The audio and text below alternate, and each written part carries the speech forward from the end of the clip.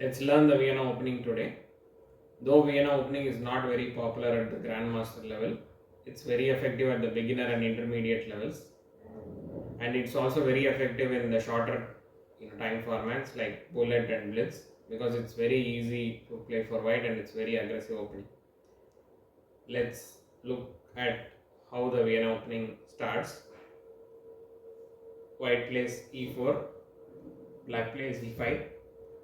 The typical response from white would be, if you take a Spanish or Italian opening, it would be knight f3. But here we are not going to play knight f3. We are going to play knight c3. Right. So here black can respond in three different ways. One is, the two main ones are like knight f6. This is called Fogbear variation. Black can respond with knight c6. This is called max lance defense. And black can respond in the third way by developing this bishop, or black can even push this pawn here.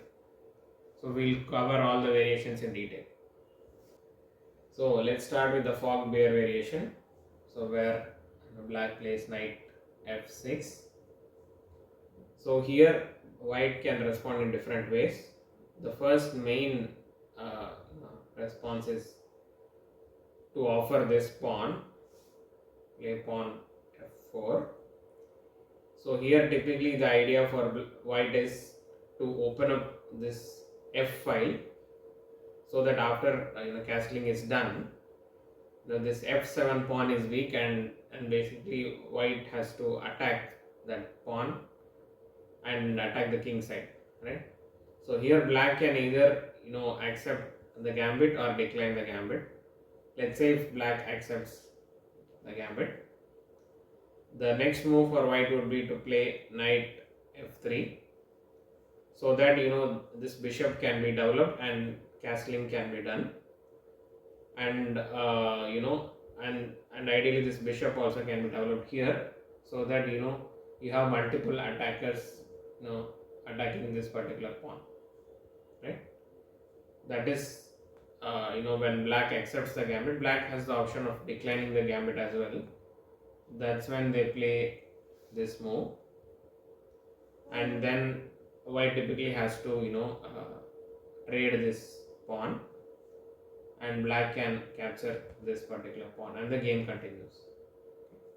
So this is the gambit accepted and declined. Let's talk about Mises variation now. So white plays bishop c4. Now black can capture this pawn here, because they can, though this knight is hanging, black can recover this by playing this pawn here. So but we are not going to take the knight. Let's say white plays this move here, queen h5. So basically double attacking this particular pawn. So now black has to be very careful here. If let's say they play this move to block the queen, white can give a check here, and then basically there's a double attack, attacking the knight as well as the rook. It's hanging. So the best way for black to defend is to play the knight backwards here, and the game continues. So if black is not careful here, white can easily gain an advantage here. So there is another way to continue. Let me go back.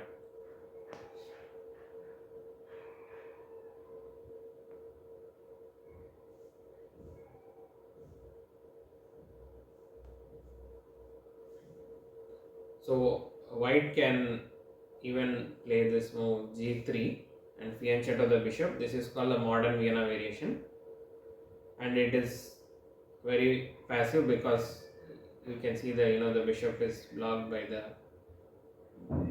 pawn. Let's continue with the max lance defense. Here black plays knight c6, and white can continue with the gambit type variation by playing pawn f4. Let's say black accepts the gambit. So here there is a very important move for white, that is knight f3. This is basically to protect this particular square, to avoid the queen from coming into this h4 square and giving a check to the king. Let's assume that you're not playing this knight f3 and then you're playing, let's say, bishop c4. What happens is black can give a check here, and there's no other way to defend other than this, and then black can take this pawn and it can get very nasty for white, and then black is easily winning here. So that is why it's very important to play. Let's continue another variation named Anderson defense. This is where black doesn't develop the knights. Instead, it plays bishop c5.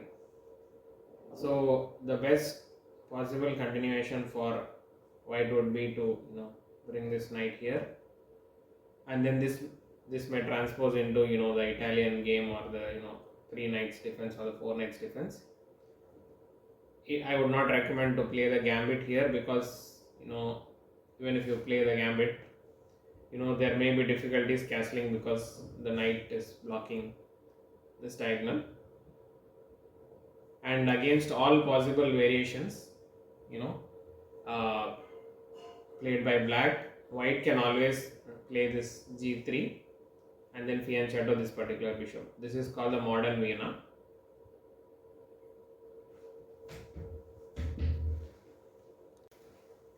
There are a couple of more variations for black.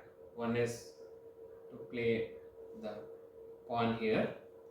This is more of a solid for black. This position looks solid, but then you can see this particular bishop is blocked.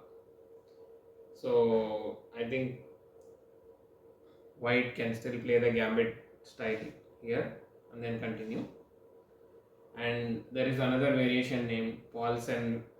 So this variation is called the Paulsen variation. There is another variation named the Stanley variation, where black plays this particular bishop here. So with ideas of bringing the bishop here, so that white will not be able to play the gambit style. So for this variation, white can respond with the more solid knight f3 and then continue.